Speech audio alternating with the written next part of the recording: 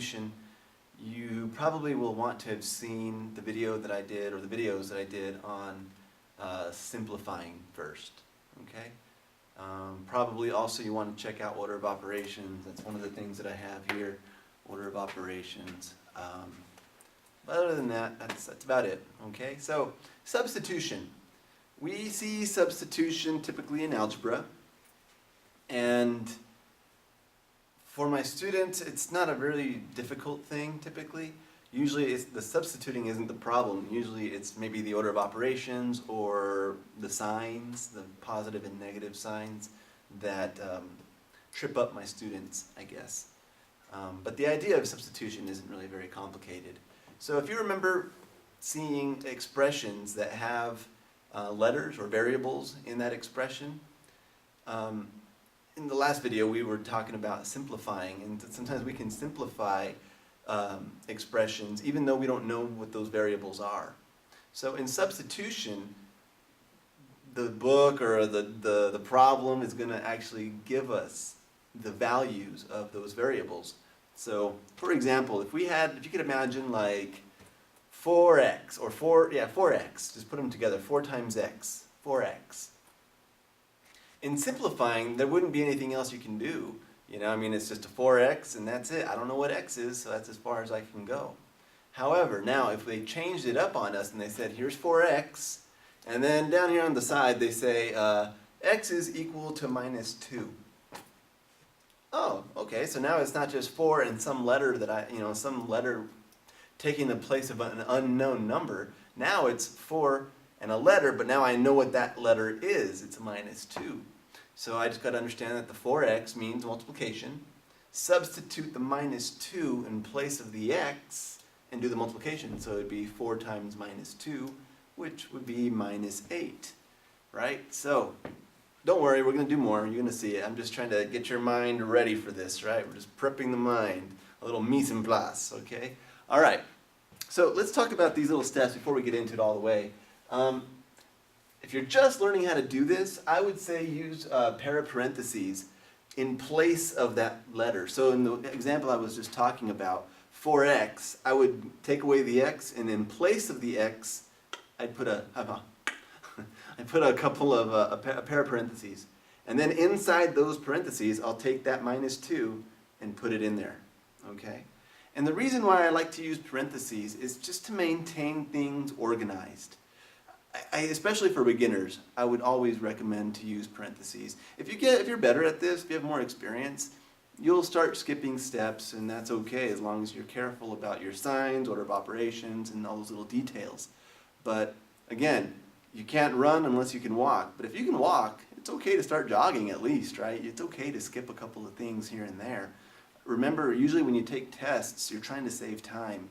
Right now, this is kind of like a class, so take your time. Draw out the parentheses and do the work and show all your steps. But again, if this is a test, you might want to cut some corners and start jogging like I said, okay? All right. And we'll do some examples of that, what I'm talking about here. Order of operations. So if you don't know the order of operations, you need to go back and watch the video on order of operations, because that's basically what these problems will be. After we substitute the values for those variables, for those letters, it just turns into an order of operations problem. Okay? And again, for both order of operations and this, always pay attention to your signs. Respect your signs. Okay? Always. All right, so let's get started. As usual, what am I going to say? I'm going to do some together. We're going to do some problems together. And as usual, you're going to have some to do on your own. Okay? And then there's a bonus one at the end also. All right, so let's start off with something easy here. Let's say we take the expression this, x minus 2. Normally, if this was a simplifying problem, that would be all you could do. You couldn't do anything else with it. It would be in the most simplified form that it can be. However, if they did this, if they said, well, let's just say x is equal to, what did I have over there, 6. All right? So this is like extra information, okay?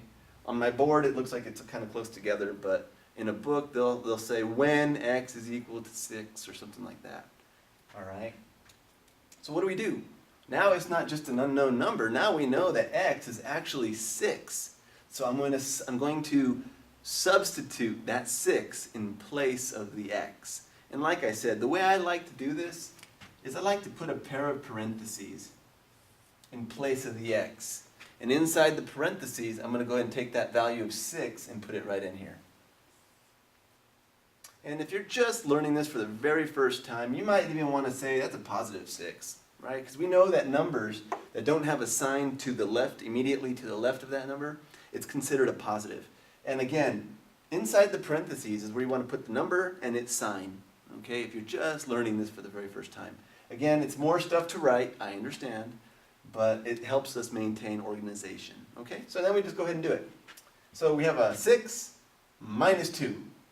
Right? And remember, parentheses doesn't always mean multiplication, okay? This doesn't say 6 times minus 2, okay? Just to give you a quick little recap. If I did this, that does say 2 or minus 2 times 6 because the 2 and the 6 are touching each other. They're right next to each other. Over here, they're kind of separated. They're separated by this operation. So it means subtraction in this case, okay? So just... Again, you got to be clear about your order of operations and what parentheses actually mean. I explained that in the order of operations. So, go back to that video if you still need work or practice with that, a refresher. All right, so 6 minus 2 is 4. The bigger sign, or the bigger number, the bigger amount keeps the sign in the answer, so it's going to be a positive 4. All right, and that's it. This would be called evaluating. If you didn't know, I should probably write that right. Let's put evaluate. This is the kind of instructions you'll get when you see something like this. You're going to evaluate the expression because now they're giving you more information. It's not just a simplification problem, but now it's an evaluation problem because we have that missing value or that missing variable. We know what it is, okay? So this is a simple one, all right? Let's do another one. Let's do one a little more interesting, a little more fun. All right, so the next one will be 3 times x minus 6 plus, or close parentheses, plus 2y. So now we have two different variables. We have an x and we have a y. Okay, they're both being used one time in the problem.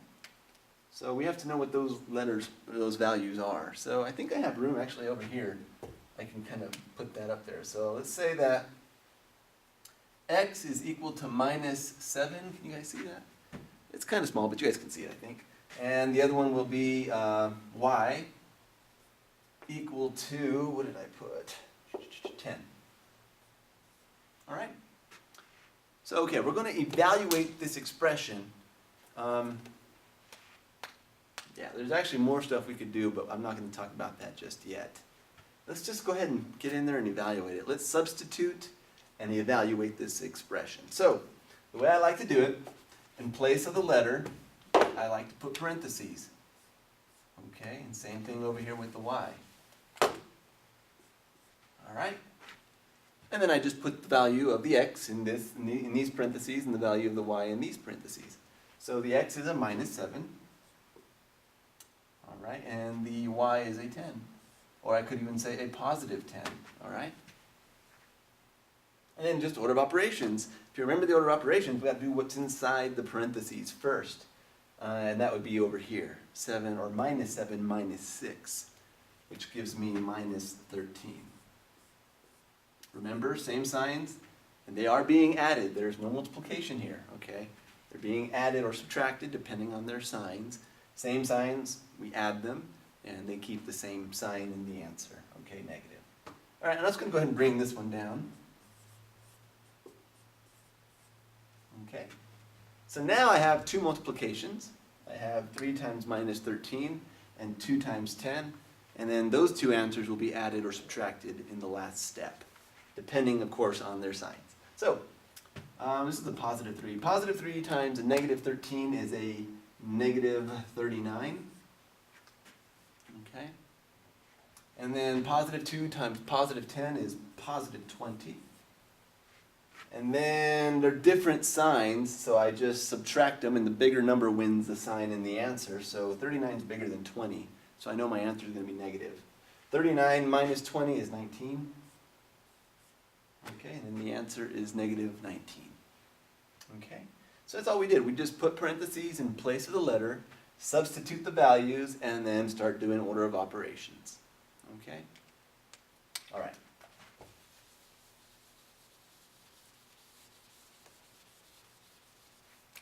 Okay. So, oh yeah, I need to take this away too. All right, let's do another one. What if I had x squared minus y squared? Okay. I'm just trying to throw out different kinds of problems, you know. This one has exponents. We're going to do one with a fraction, you know, so with a division anyway.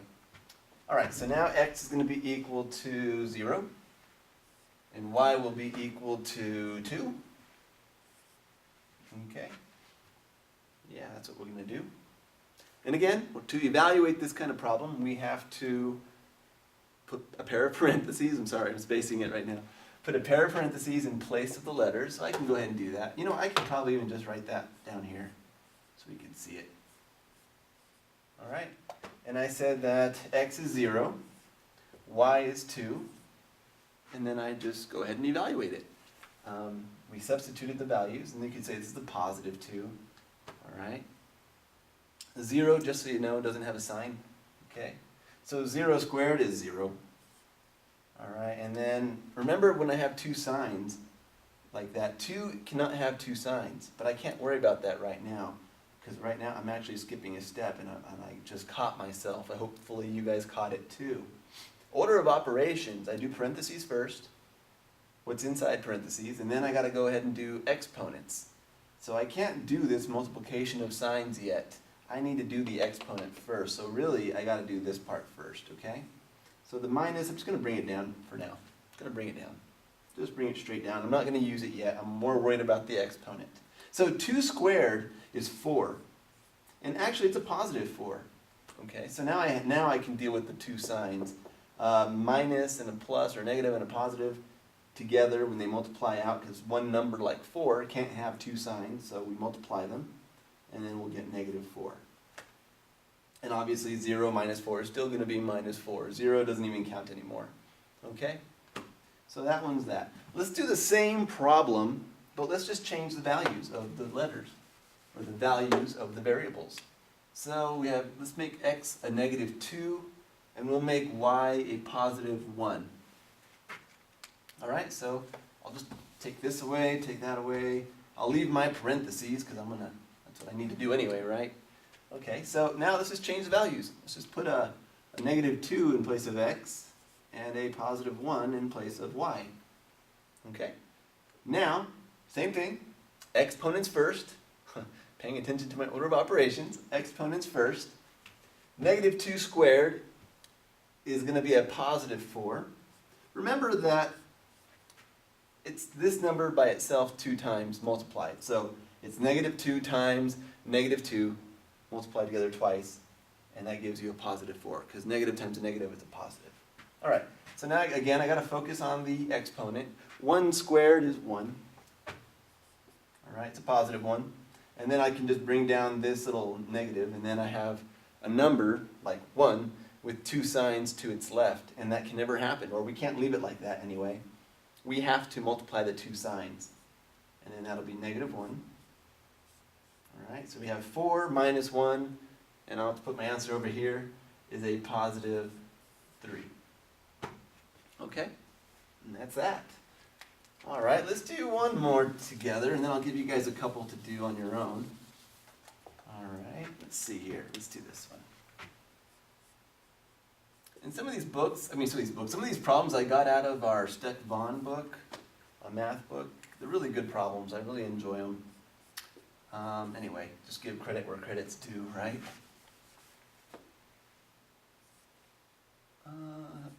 Okay, let's do this one. So I have a division problem. I have parentheses, I have an exponent, and I have a variable. But I can still evaluate this because I know, why did I put a y? Let's change that all together. Let's just change the whole thing. Let's just make that a 2. All right, let's just make x a 2. I don't know why I had a value of y, sorry. Okay, so we know what x is. We're going to say x is 2. And, well, that's just going to be what we're going to do. We're going to put a pair of parentheses in place of the letter. So I have two variables here. I'm going to put a mini pair of parentheses. Okay. And inside those parentheses, I'll put the value 2, or positive 2 if I want. Okay. And now it's just going to be order of operations. What do we do first?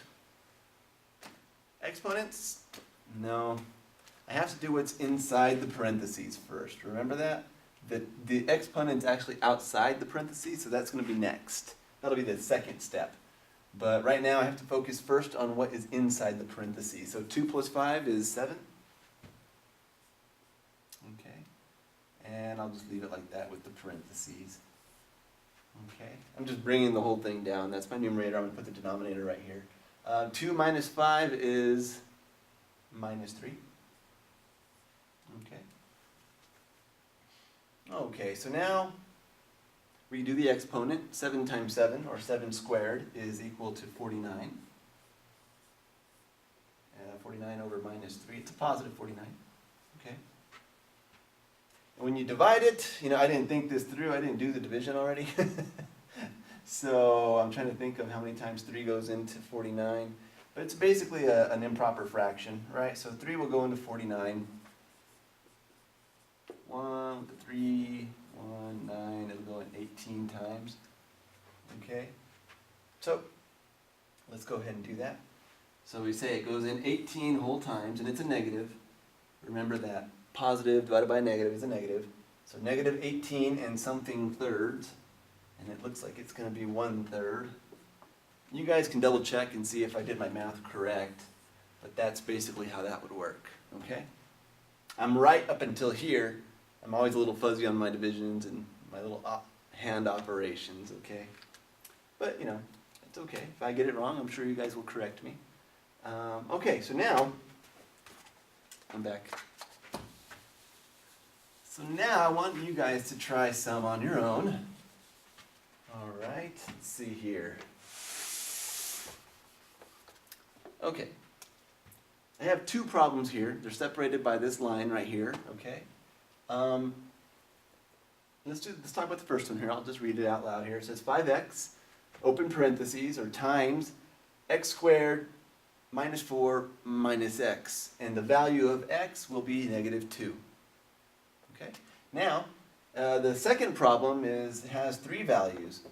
Okay, I have x, y, and z. So this one says 3, open parentheses, x squared minus 2y divided by z. Okay? So go ahead and take a minute, stop the video, try doing it, follow the steps, use a pair of parentheses instead of the letter, in place of the letter, and follow your order of operations, and be careful with your signs. Okay?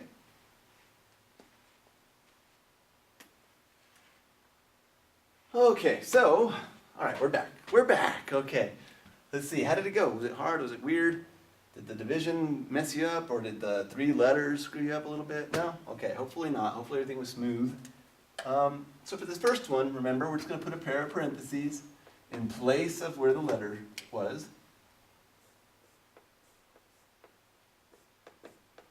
Okay, and then I'm going to go ahead and substitute my 2, which is a negative 2.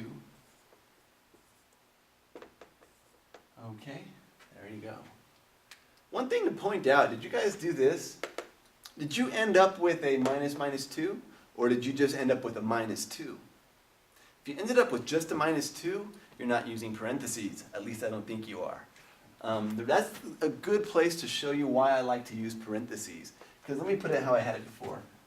It basically said, oops, wrong color, sorry. It basically said minus x. Sometimes my students like to do this. They see that x is a negative 2, and then they think, well, the x is already negative, so all I have to do is, I don't need parentheses. This guy doesn't know what he's talking about. I just have to put a 2.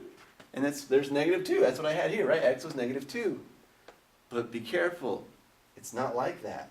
Because it was minus x. But if I use parentheses, my x is actually a negative 2. So it's actually minus a minus 2. And I need to, again, respect my signs. Don't just be all throwing them in, throwing them around wherever you want. You know, you got to be very organized about this kind of stuff. Because one sign in the wrong place, you'll get the answer wrong for sure. Okay. So anyway, enough of my little lecture. Okay, so let's just go ahead and get started with the order of operations. Okay. And I think I'm going to have to write them over here. Let's see, how can I do this? Okay, you guys can see that. So the first step to do is the inside the parentheses. Remember that, okay? So inside the parentheses, what operations do we have? We have an exponent. We have like another multiplication of two signs. For sure I got to multiply those two signs together. And then I have like addition and subtraction depending on what the numbers, the signs of the numbers. So those are kind of the order that I got to go in. Exponent first, multiplication second, and then the addition, subtraction thing at the end. All right, so let me just bring down the -5, or the 5 minus 2. Okay, yeah, this should work. I'm going to go ahead and start off with the exponent. -2 squared is +4. -4. And then a -2 is a +2. Okay, so I'll just go ahead and put that aside for now, and we'll just talk about this problem over here. All right, so we did some of the things already. We did the exponent, and we did the multiplication of the two negative signs. Now let's do what's inside these parentheses. Let's clean this up down to one number, okay? Up, down to one number, does that make sense? Let's clean it up to one number, okay? So +4 minus 4, 4 minus 4, 0, right? So that they just cancel out. I'm just left with a 2, a +2. Okay? And now I just have multiplication. 5 times -2 times +2. So I don't know how you want to do it. When you're multiplying, there's really no order. You can multiply +2 times 5, and then times -2, or -2 times +2, then times 5, or just go from left to right. It's an augmentation. You're making something bigger. So when you're making things bigger, either in addition or multiplication, it doesn't really matter the order. It's like saying 3 plus 2 is the same as 2 plus 3, or 5 times 2 is the same as 2 times 5. So that's what I mean, okay? But anyway, personally, when I look at this, I look at this as 5 times -4. That's how I visualize it, but we'll go step by step. We'll go left to right. So 5 times -2 is a -10.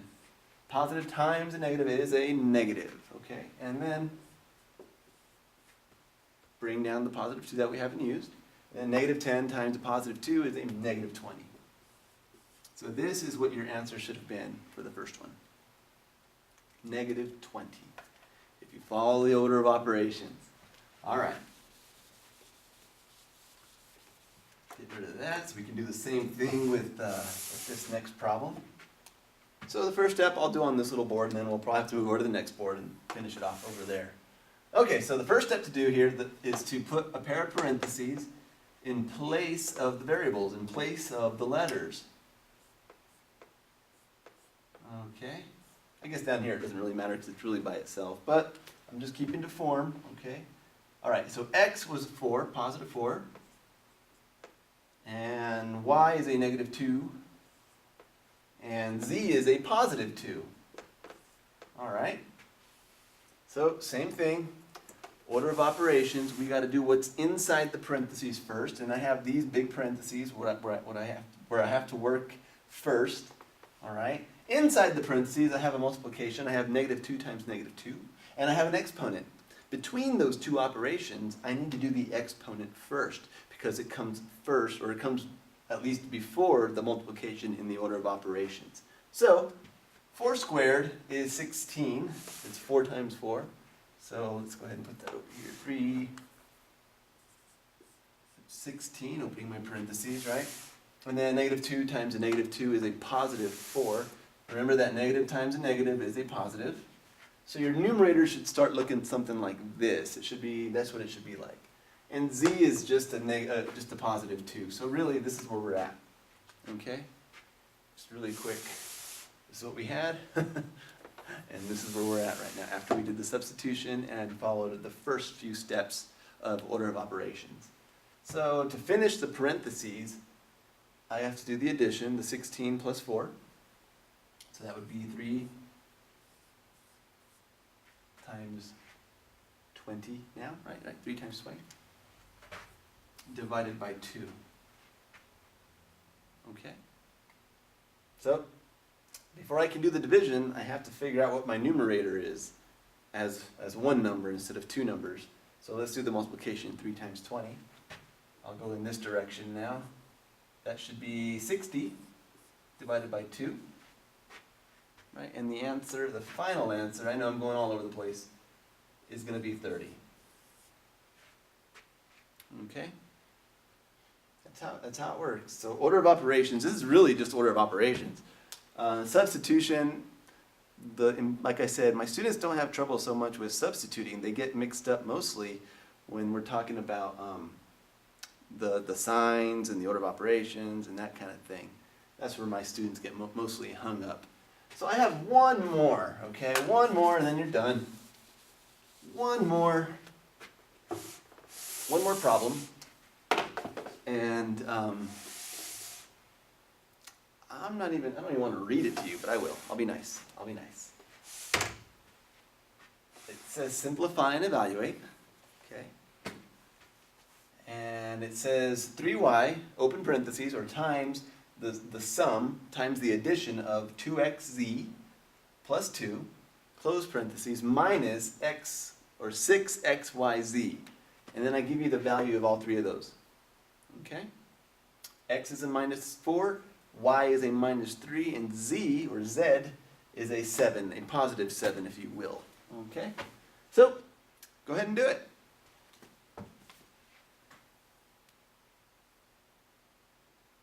All right. Well, this is where everything comes together when we talk about simplifying, order of operations, evaluating. This is this is what we worked so hard to get to. Okay, this is what we really wanted to get to here. These are all the skills necessary to be able to start doing algebra. Okay, it's a beautiful thing. We're at a beautiful summit kind of moment. Okay. All right. Did you read the instructions? I read them to you, but I wanted to see if you paid attention to them. It says to simplify and then evaluate. This book, and this again, I said it again. This book, right? This problem is also out of the Steckbon 2001 series book, and I really like this problem. Okay, because every time I give it to my students, they look at it and they immediately start putting parentheses through everything. Right? That's what everybody does, and I'm sure that some of you out there in YouTube land did that. And that's okay. You can get to the answer like that. That's fine. I am not going to do that. I'm going to follow the instructions. Okay? So it says to simplify. You know what? I'm going to rewrite this again. I'm just going to rewrite it over here so we can do it over here. So it says 3y 2xz or plus 2, close parentheses, minus 6xyz. All right. So it says to simplify first. Did you guys try that? Let's see. How do you simplify? Well, go back to the simplifying video if you don't remember. But basically it means that we're going to do the multiplication first without substituting the values. Okay? So let's just focus on that. Remember, this is distributive property. And we could have done that, I think, with the second problem I showed you today. Actually, a couple of problems. I'm looking at them now. I think most of the ones that we did today, we could have simplified first and then evaluated. Okay? So you might actually want to go back to the other video, the problems that we just did, and see if you can simplify first and see how that compares. Okay? All right, so again, if you remember simplifying, we're multiplying signs, numbers, and letters. 3 things. So I guess we'll do the signs first. A positive times a positive is a positive. 3 times 2 is 6. And there's a y, there's no other y over here, so I'll bring it down. There's an x, no other x, I'll bring it down. There's a z, no other z, I'll just bring it down. Okay, and you notice I put them in order, in alphabetical order, x, y, z. Okay, so that was the first arrow, the first part of the distributive property. Now I got to do the second part, which is the 3y times the positive 2. So, 3, or again, signs, positive times positive is a positive, remember, I'm not just bringing down this positive. This sign comes from the multiplication. Okay, be careful with that. 3 times 2, 6. And then y times no other letter, I just bring down the y. All right, and I'll just bring down what I haven't used, the minus 6xy. Z. 6xy is z. All right. Now, if you notice, we can group together like terms. Remember how simplifying works. These two terms are considered like terms because their variables are all the same. It's an x by itself, an x by itself, a y by itself. What I mean by itself, there's no exponent. Like, it's not x squared and that's just x. So they have the same exponent values too. Okay, well, I'm getting busy. I'm turning around a lot. I'm like doing a lot of this. Okay, so what this means is that they can be grouped together. And to do that, we just pay attention to the numbers. 6 minus 6, 0. So it's a neat thing when we can learn to read the instructions and simplify before we evaluate. Because all I'm left with is 6y, or yeah, 6y.